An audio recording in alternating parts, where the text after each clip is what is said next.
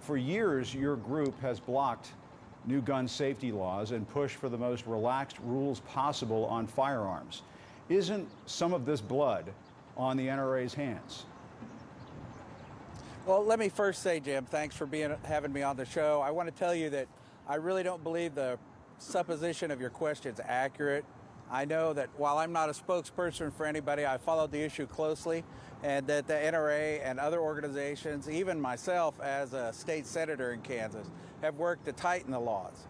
I think that it's important to understand that it's necessary sir. that these laws actually... I hope you understand. I'm going to have to cut you off when you start saying things that just aren't true. The NRA has not worked to tighten rules. That's just not the case. The NRA for years, for decades, has pushed for the most relaxed rules possible in this country, and that's why we have mass shooting after mass shooting after... Please, if you could answer the question that I asked you at the beginning of the interview, isn't this blood on your hands? I'm not the one that pulled the trigger, and neither are the members of the National Rifle Association. I think Buffalo is a great example where the alarms were going off in New York and all the officials did was hit the snooze button.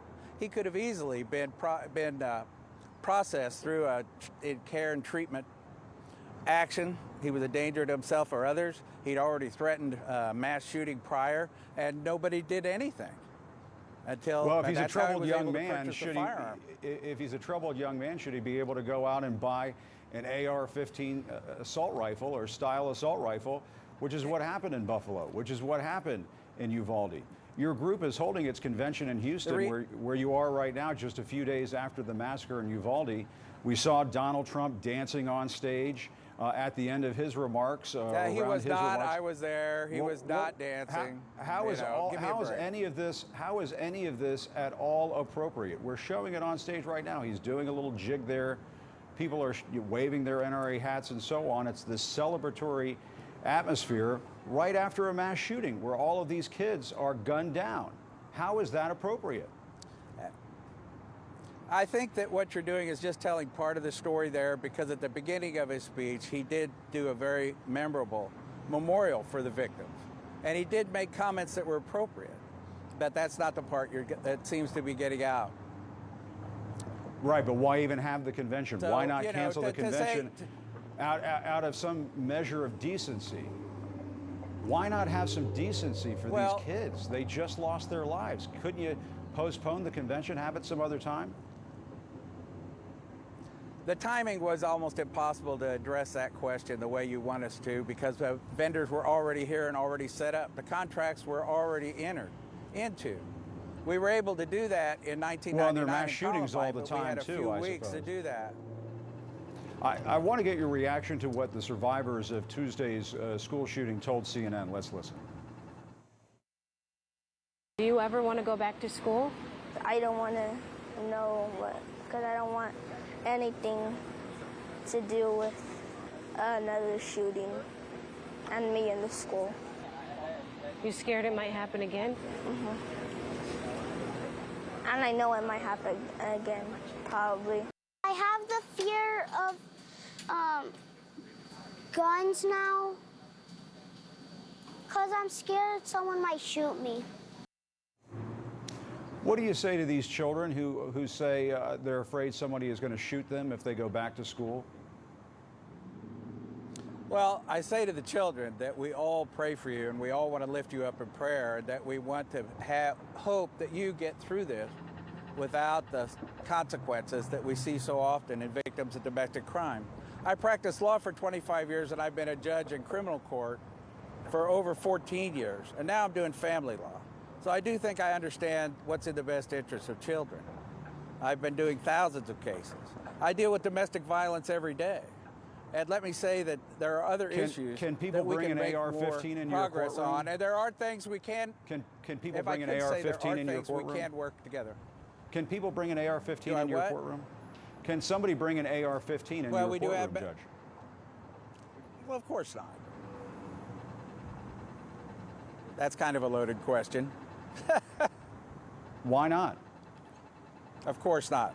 Let me ask you this: NRA supporters keep saying you know, it's also important to remember that bringing a firearm on a school in Texas is a felony also. Well, people don't seem to have much trouble if they want to unleash that kind of destruction to do just that. You know, NRA supporters like yourself, they keep saying that the answer to all of this is good guys with guns. The 19 good guys with guns failed in Uvalde. The cops were there in the school. There was a school resource officer who apparently was MIA, and none of that helped. Well, I think the issue of law enforcement at Uvalde is a separate question from what we're talking about here today. Their performance has left something to be desired. Even the head of the Texas Department of Public Safety gave an enlightening press conference just the other day. I'm sure you're aware of it too. With these mass shootings, it keeps coming back to the AR-15 and similar models. Why do people need an AR-15 anyway? You know, it's just a semi-automatic rifle. I mean, you know, if you want to be prejudiced about the way it looks, but I was aware of what happened in the '94 semi-automatic firearms ban, and there were rifles of similar function that just didn't look as ugly. They weren't black guns like a Mini 14, Ruger Mini 14. And of course, the Ruger Mini 14 was appropriate and the AR-15 was not if it had a bayonet lug or a vertical rear grip. So they designed around I do want to ask you about the assault weapons ban, but you know, on the AR-15, how is it that an 18-year-old can buy an AR-15 style rifle and have 1,600 rounds of ammo with them like we saw in Uvalde? Well, he did not have any prior convictions. He didn't have any prior issues that would have kept him from purchasing one. It's my understanding from the news that he purchased it through a firearms dealer. He passed the background check because he didn't have any prior convictions. Right, but should an 18-year-old have an AR-15? That's how he bought it. Should an 18-year-old have an AR-15? What's he going to do with it? I don't know. Should an 18-year-old have one in the Army? Well, they have military training in the Army. This 18-year-old in Uvalde did not have military training. He turned 18 and he went out and bought an AR-15. And the fact is that these kinds of issues are far more complicated than whether we remove something from the public.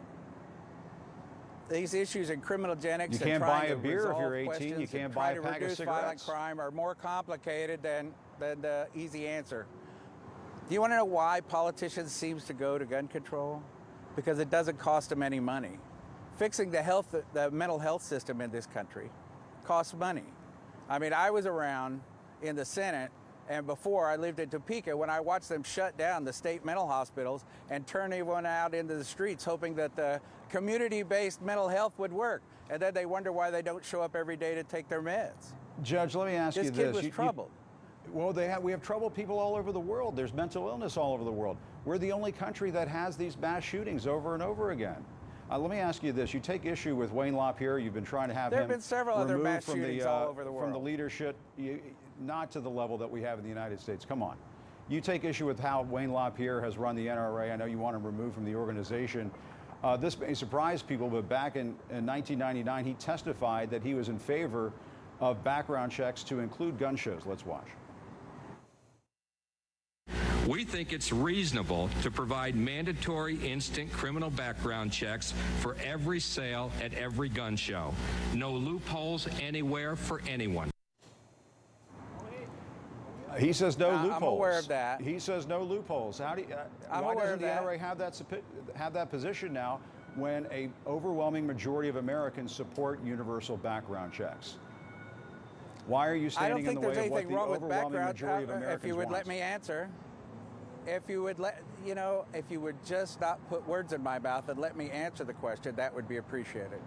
But the reality is that it's the states that are the soft hole in the background check system. They don't report felony convictions. They don't report commitments, involuntary commitments, when people are found to be a danger to themselves or others. There are states that have millions of convictions sitting in a database because they're waiting on the federal government to pay for their employees to input it into the system. The system is flawed because the state's input is flawed. Isn't the system flawed because your organization stands in front of just about any reasonable piece of gun control legislation that comes through the Congress? Don't you feel any responsibility in all of this? If I could explain, the reality is that we've worked in Congress to have these systems in the individual states improved.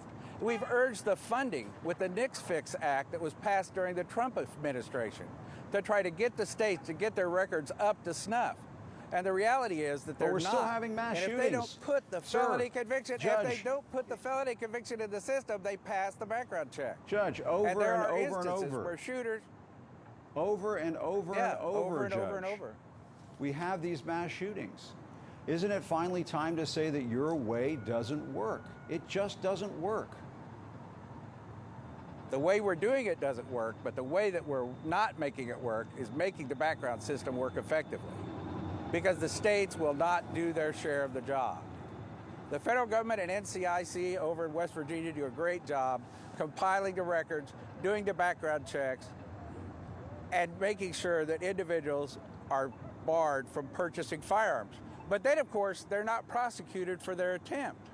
Now, maybe we should start prosecuting convicted felons who are trying to buy guns, because we get thousands of them. I know, but every Judge, we month hear that all who the are time. denied. And you have these 18-year-old kids shooting up shopping centers and schools and everything. They're not felons, You know, they're there are just over kids. 40,000 And they have access to an there- ocean of there- guns in this country. It's an ocean, we're swimming in There guns. were over. Well, we do have per capita a high number of firearms in this country. Yeah. But, you know, the vast majority of them are not AR-15s that you're complaining about. You know, there's very little difference functionally between that and any other semi-automatic firearm that's been around for over 100 years. If there's nothing different, why do they use them to shoot up shopping malls and supermarkets and schools? The AR-15 is the weapon of choice. They're used to You know, hunt I people. can't read their minds. I guess you'll just have to ask them. You know, I don't know why. I think people buy things for Why lots don't you of commit different right here, reasons. sir, that you will help get some semblance of gun safety sanity here in Washington? Could you make that commitment right now to do everything that you can? I would be happy to sit down and talk with just about anybody that won't insult me. The reality is that there are talks going on right now in Washington, as I understand it, in the Senate, and we'll see what Well, we they need come action. up with. We It's need usually action because about- our it's usually children about are the- dying, sir. Our children are dying, Judge. I'm sorry. That's all the time we had. But I just have to say, I think that you and your organization, honestly, I'm 51 years old. This has been going on for decades. And it just seems to me that the NRA just has to look into its soul. And I'm sorry to say it that way, sir, but you and your other board members need to look into your souls and see what can be done for these kids who keep dying over and over again, over and over again. I'm sorry, that's all the time we have. Judge, thank you very much for your time. Thank you, sir. Yeah, Thank you. you bet.